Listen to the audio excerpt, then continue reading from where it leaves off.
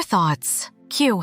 My habit of inconsistency is deeply linked to my early childhood. Due to environmental circumstances back then, I have become incredibly lazy. I feel that no thoughts and actions follow the same patterns as those unveiled in the data left by humanity. By thinking that all humans adopt similar patterns, I began to question myself, was that thoughts really mine? So I am curious to when exactly we exhibit our own ideas and the point in which those thoughts are truly my own. A. Humans are animals who think while growing. Thoughts do not occur because you want it to, but are depending on the knowledge you have acquired until now. As such, you cannot produce thoughts in their absence of knowledge. In other words, your thoughts are formed depending on the type of knowledge you possess. These thoughts then reach to your mind, which eventually shapes the environment around you.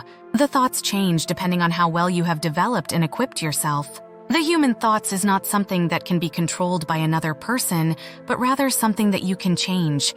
We must learn to absorb our surroundings environment the right way, as this impacts the quality and depth of our thoughts. When we are tied to a certain thought and we expand the scope of our knowledge in that direction, we become very good at thinking that way. For instance, by absorbing our environment entirely, every part of it which is available in our society, we can become a person who are capable of planning for humanity. However, if we cultivate our thoughts in one direction, we are only able to become an expert in that area, which is what we are seeing with religious people today.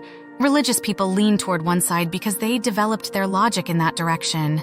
As a result, they are only capable of thinking and viewing things in a certain way. Knowledge that is attained should never be one-sided. Whatever it is, we need to be open and accept all aspects of our surroundings environment if we want to equip ourselves with proper knowledge. Even if it may appear small quality of knowledge, there is surely a reason that it came to you. Everything that you see and hear is transferred into knowledge.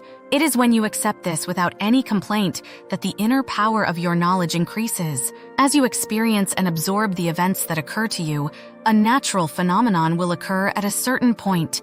There will come out your wisdom in accordance. There is a primary and secondary and tertiary level of realization. When you reach the tertiary level, you will come into a great realization. Hence, thoughts cannot occur without any knowledge. So if you are born in this era, the environment capable of being created in the current era will be provided to you. Everyone is given a fair opportunity. If you are able to absorb your surroundings environment, the one which has been provided to you, you will gain the power to overcome any situation coming to you. For instance, if you are born into a life of hardship, you need to absorb the environment that is given to you so that you can grow. In this reason, you should never complain about your circumstances. The moment you complain, you begin to fall behind.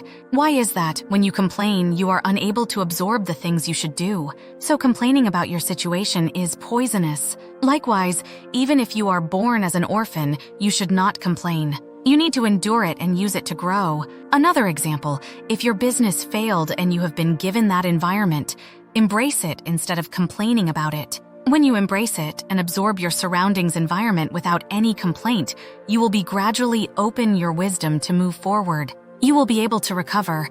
However, if you continue to complain about the situation and our society, you will lose the opportunity to regain strength. This is the law of nature. Grand nature never put you at a disadvantage, but if you decide to complain and reject your situation, that the world appears unfair to you.